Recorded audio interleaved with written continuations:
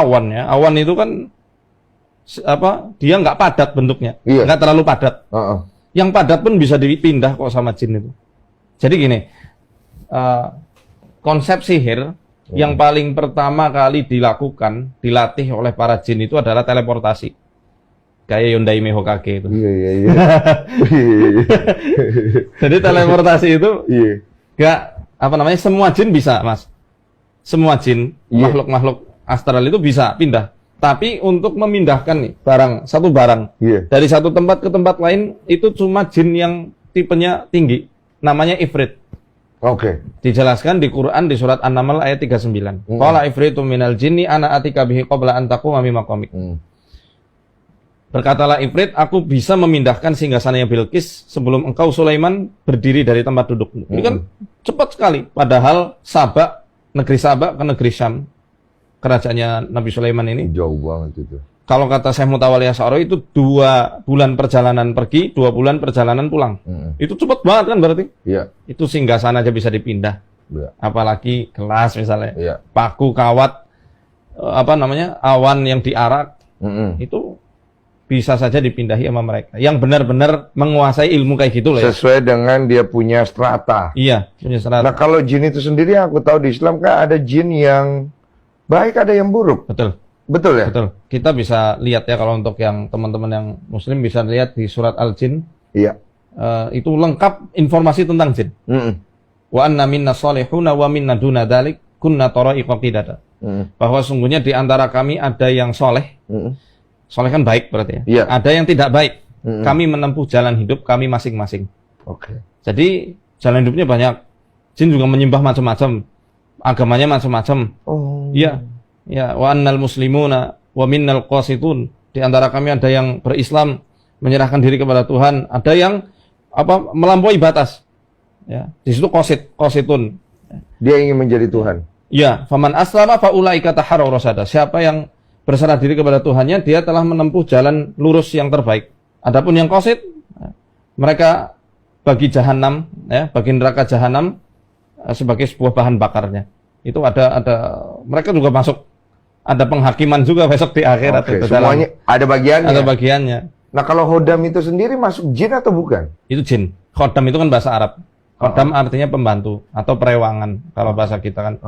Pembantu, pelayan, itu khodam. Khodam. Setiap manusia memiliki khodam? Setiap manusia hanya punya korin, tidak punya khodam. Khodam ini istilahnya eksternal, instalan dia. Sesuatu yang datang dari luar? Ya, itu bisa karena ritual. Biasanya, gimana caranya khodam itu nempel? Kosongkan perut. Kenapa kok perut? Puasa? Nggak mesti puasa, macam-macam. Dikasih minum apa, kayak makan ayam ingkung yang sudah dirituali atau apalah. Kenapa kok perut? Kenapa lambung? Karena dalam hadis dikatakan lambung ini adalah organ pertama yang ditusuk oleh setan. Ya, sehingga fayastahillus sharikhan min nakhsatihi, sehingga ketika lahir bayi itu teriak sambil nangis karena kesakitan ditusuk sama setan dengan 2 jarinya itu. Lambungnya. Kecuali Isa dan juga ibundanya.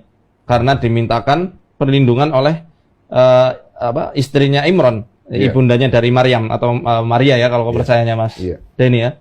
Nah gini, dalam bahasa Arab ada 14 tingkatan untuk mengabarkan kata teman atau sahabat. Ada sodik, ada sohib, ada rofik, ada zauj, yang paling tinggi korin.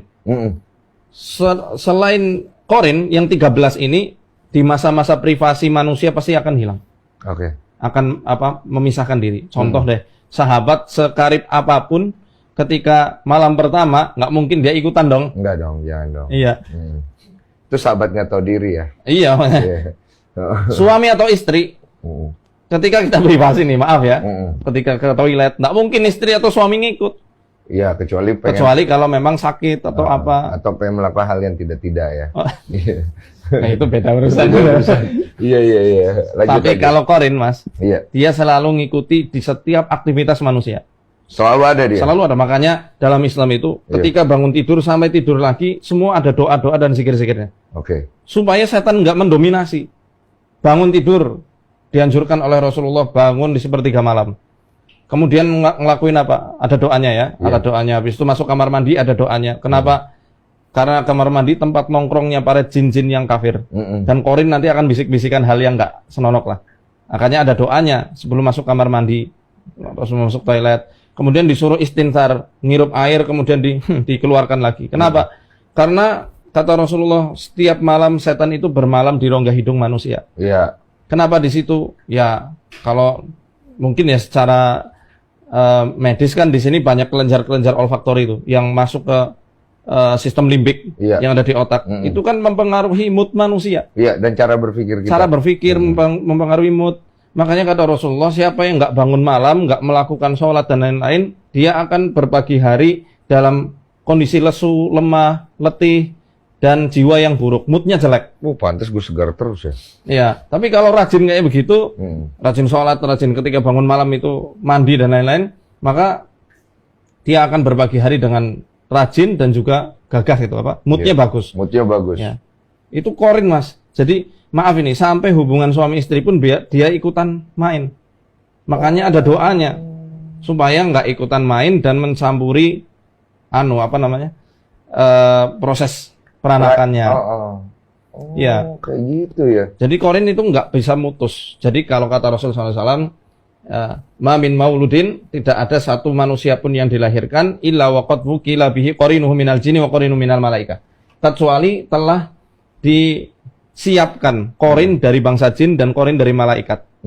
Jadi korin ini ada jin dan korin dari malaikat. Ini nggak bisa diusir jin ini, jin korin. Karena dia sudah jadi fitrahnya manusia untuk mati terus sepanjang hayatnya dia. Jadi bagian hidupnya. Ya, kalau yang di film kartun kan yang satu malaikat bisikan baik, yang satu bisikan buruk. Ya memang kayak gitu.